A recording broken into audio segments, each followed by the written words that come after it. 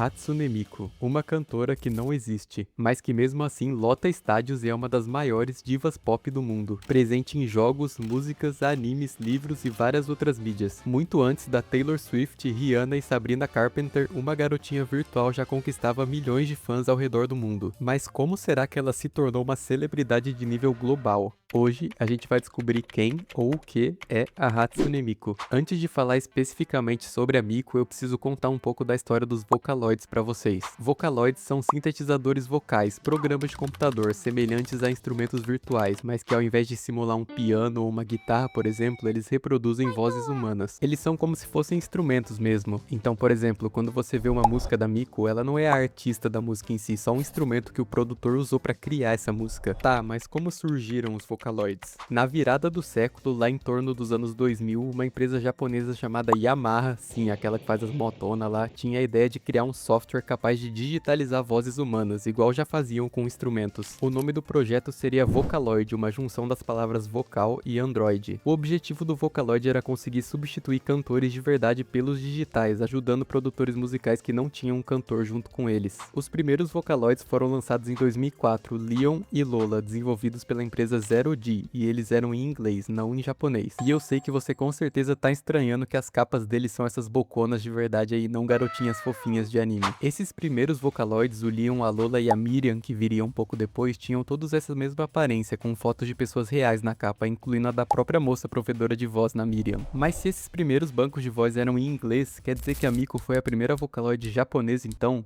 Na verdade não. Em julho de 2004, outra empresa, a Krypton Future Media, lançou a primeira Vocaloid japonesa, a Meiko, e aí sim começaram os designs de garotinha estilo anime. E a Meiko fez um baita sucesso, tendo vendido mais de 3.000 cópias no primeiro ano de lançamento. Pode não parecer muita coisa, mas pra época e pra esse nicho era sim. Um pouco depois, em 2006, a Krypton lançou seu próximo Vocaloid, o Kaito, ou Kaito, não sei como é que fala, desculpa aí. Em 2006 também aconteceu outra coisa importante, que foi a criação do Nico Nico Douga, tipo um YouTube japonês, mas depois a gente fala disso. De volta pro Kaito, ele fracassou. Mas por que? Você deve estar se perguntando. Obviamente porque ninguém quer saber de homem feio, e sim de moça bonita. O fracasso do Kaito fez a Krypton ficar um tempão sem lançar outro Vocaloid masculino, e eles quase desistiram de continuar lançando Vocaloids, mas por sorte eles resolveram tentar mais uma vez, e essa decisão mudaria o mundo pra sempre. Mas calma, pulando agora para 2007, a Yamaha lançou o Vocaloid 2, o software sucessor da Vocaloid. O primeiro voice bank lançado para ele foi a Sweet Chan, em inglês, que parece essas mulheres que tem pacote de coisa de cozinha, sabe? Mas ninguém liga, porque também foi lançado o voice bank japonês Hatsune Miku, e ela mudou completamente o jogo. O que ninguém na empresa imaginava era que essa garota se tornaria um fenômeno. Tudo que eles queriam era vender alguns milhares de cópias e tudo certo, mas o que aconteceu era algo que ninguém poderia prever. A Miku fez tanto sucesso que ela vendeu mais de 3.000 cópias só nos primeiros 12 dias do lançamento, tendo vendido mais de 40.000 cópias no primeiro ano de lançamento. E quem diria que tudo que eles precisavam para isso era uma garotinha fofinha. O design original da Miku foi feito pelo artista e mangaka Kei. O mais engraçado é que a Yamaha tinha pedido para ele desenhar tipo um androide, mas ele não fazia ideia do que era um sintetizador de voz. E seria muito difícil criar um desenho legal de um computador cantando, então ele demorou mais de um mês para terminar o design.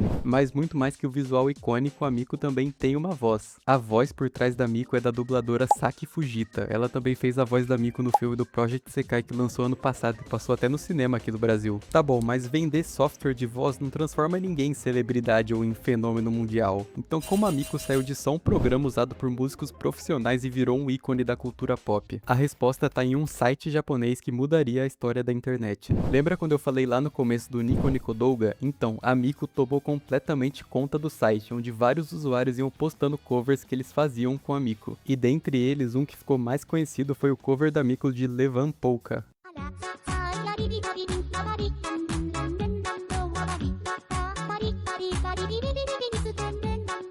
Esse vídeo explodiu em popularidade e também foi o responsável por um dos principais símbolos associados a Miku, o alho poró, ou cebolinha, falam que pode ser qualquer um dos dois. E esse vídeo já era um indicativo que a Miku era muito mais que só um programa de computador. Mas só música nesse estilo memezinho não é o suficiente para criar uma lenda, a Miku precisava de algo a mais, músicas que as pessoas realmente gostassem. Uma música icônica que ajudou a explodir a popularidade da Miku foi Melt, ou Meruto na pronúncia em japonês, feita pelo produtor Ryo, um dos primeiros a ter um grande sucesso sucesso nesse ramo dos Vocaloids. Melt é uma música muito legal sobre uma garota apaixonada que quer ficar fofinha pra impressionar o garoto que ela ama, na esperança que ele finalmente note ela.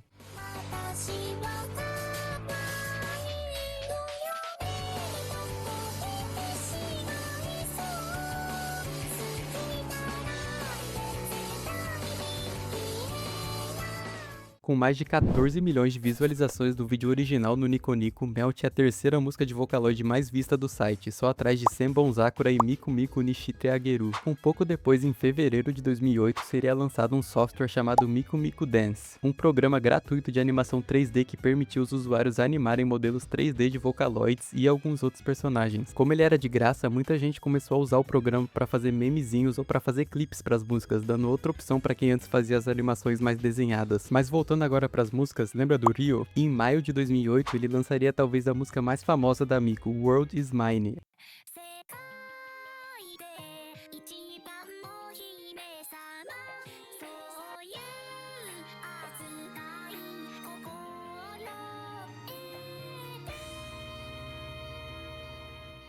Essa música tem bilhões de views tanto no Nico Nico quanto nos uploads não oficiais no YouTube. Algumas outras músicas meme também contribuíram muito para a popularidade da Miku, como Pop Pó, do produtor Lamas P, uma música onde a Miku te incentiva a tomar suco de vegetais fazendo uma dancinha que viraria trend do Nico Nico, com vários usuários gravando vídeos fazendo essa dancinha. Olha aí, muito antes do TikTok a Miku já estava criando trend. Nesse ponto a Miku já tinha conquistado os fãs de anime e de música, mas existia um público gigantesco que ela ainda não tinha alcançado, os gamers. E isso mudou quando em 2009 a SEGA, em parceria com a Krypton, lançou o Hatsune Miku Project Diva, o primeiro jogo da Miku. Project Diva é um jogo de ritmo, tipo Osso ou Rhythm Heaven, onde você precisa apertar os botões no momento certo junto com a melodia da música. O jogo vendeu mais de 100 mil cópias, o que permitiu que ele virasse uma série que continua até hoje. Outro jogo que também ficou muito grande foi o Project Sekai, um jogo de celular que trouxe toda uma nova leva de fãs pra Miku lá em 2020. Mas deixando tudo isso um pouco de lado, talvez o mais legal na Miku é que você pode fazer o que quiser com ela. Você pode fazer música, meme, dublagem, porra, e muito mais. Dá até pra fazer cover em português se você quiser.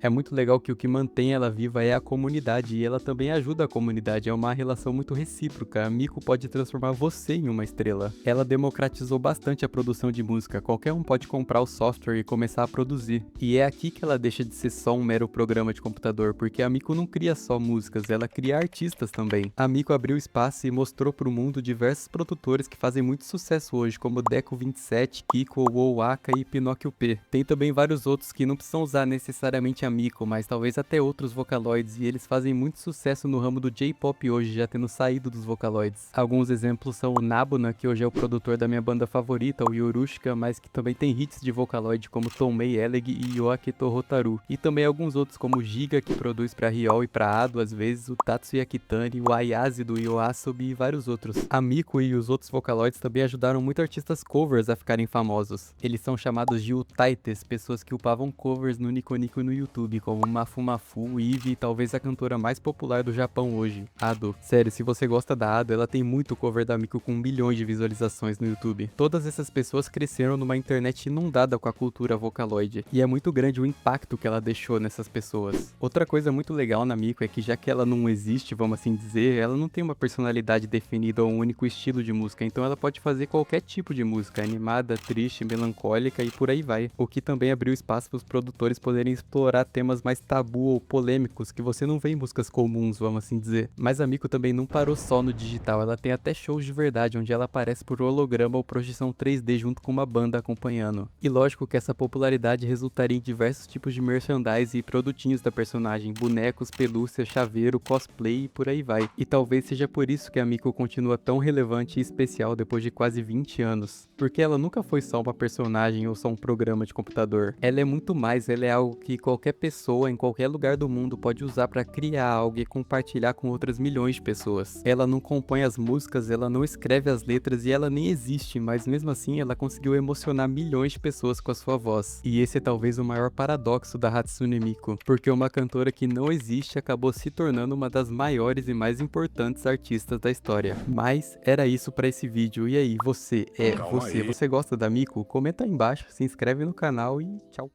fala baixinho que eu tô me explodindo. Não tem ninguém, bebê, tem ninguém. Não tem ninguém, bebê, não tem ninguém. Não tem ninguém, bebê, não tem ninguém. Não tem ninguém, bebê.